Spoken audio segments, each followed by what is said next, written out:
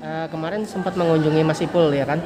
Mungkin bisa diceritakan kondisinya sendiri seperti apa dan berapa lama lagi sih dia menjalani masa tahanannya? Alhamdulillah sih kalau saya lihat sehat, dan sudah seperti apa sih namanya, sudah ikhlas.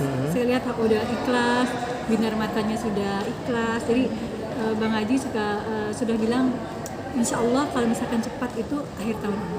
Akhir tahun ini. Insya Allah doain dari seluruh masyarakat Indonesia akhir tahun ini gitu. Mudah-mudahan kalau memang tidak, kalau memang tidak tanda tanya akhirnya kalau memang nggak bisa akhir tahun ini mungkin itu kesedihannya ada satu. Mudah-mudahan akhir tahun ini dah. Kalau tidak akhir tahun ini dia kan tidak bekerja. Tidak ada pundi-pundi uang yang masuk, tidak ada barang-barang semua sudah terjual, tidak ada lagi yang dijual, rumah, mobil dan lain-lain sudah dijual. Jadi kalau misalkan akhir tahun ini benar-benar tidak keluar, itu yang disedihkan. Kenapa yang disedihkan?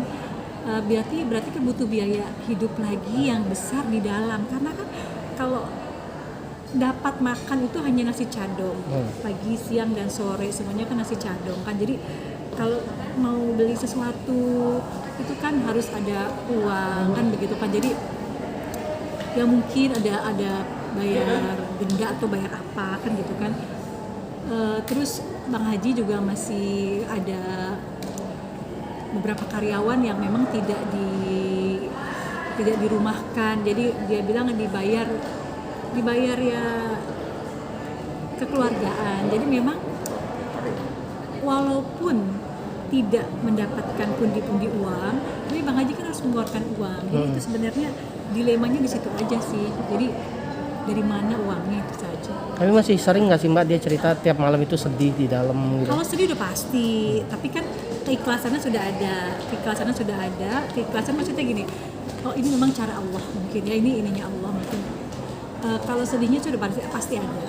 Sedihnya itu dia mungkin pernah bicara sama saya gini, Bang Haji saya sedang ada masalah. Terus di mana ya?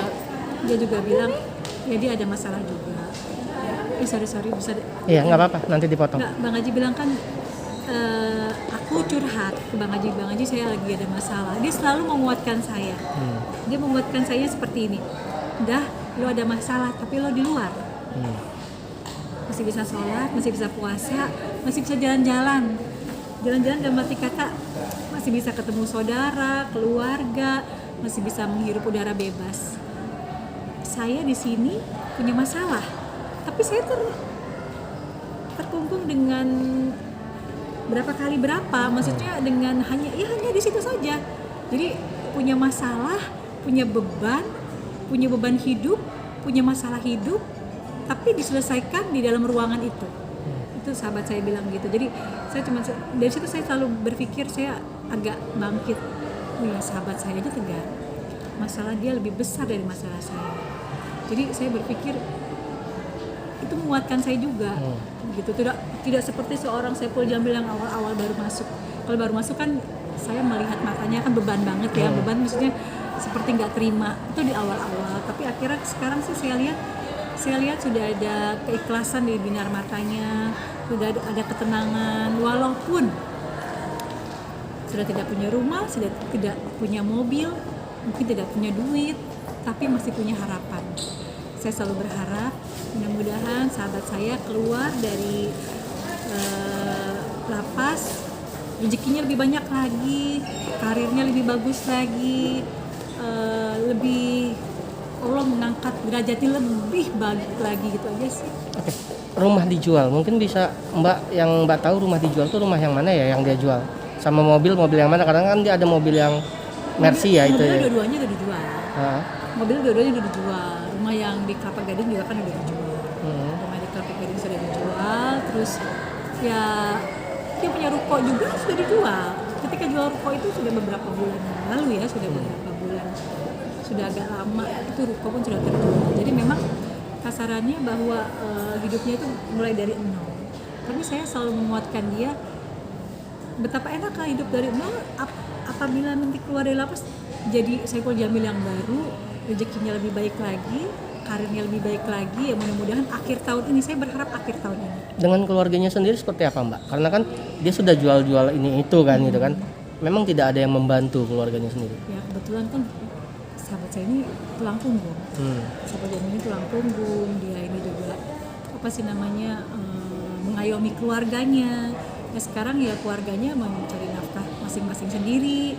Tadinya kan kakaknya sebagai manajer kan seperti itu. Jadi Bang Haji juga kalau setiap ada dapat rezeki selalu berbagi sama keluarga. Ya sekarang mereka mengayomi keluarganya masing-masing gitu. Jadi pokoknya saya berharap akhir tahun ini bisa keluar dan keluarga juga, Bang Haji juga, ya pengennya insya Allah saya jemput. Tapi diperhatiin sama keluarga nggak sih Mbak? Dalam konteks Kalau masalah keluarga pastilah, pasti banget. Keluarga juga kan mendoakan, kan juga nggak bisa berbuat apa-apa kan. Memang kondisinya juga seperti ini gitu kan. Ketika kita berbuat sesuatu, negara kita ini kan agak sulit. Meminta permohonan A ditolak, terus sudah kayak gitu. Ya udah sekarang keluarga saya dan Bang Haji pun cuma berpasrah diri sama Allah aja, menunggu keajaiban aja.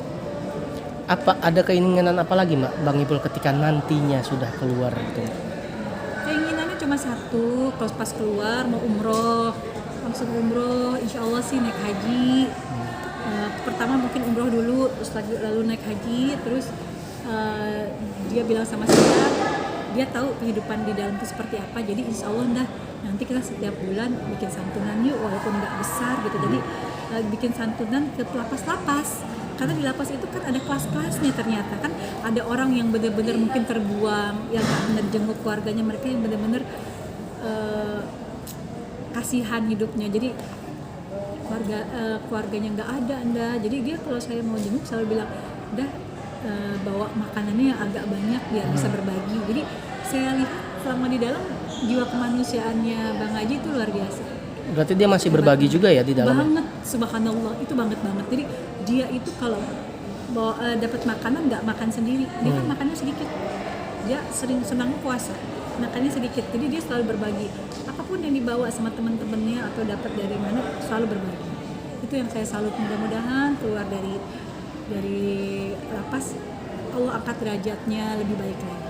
Hikmah apa yang Bang Ipul ambil dari pengalaman ini Mbak? Ya itu tadi, hikmahnya tuh dia jadi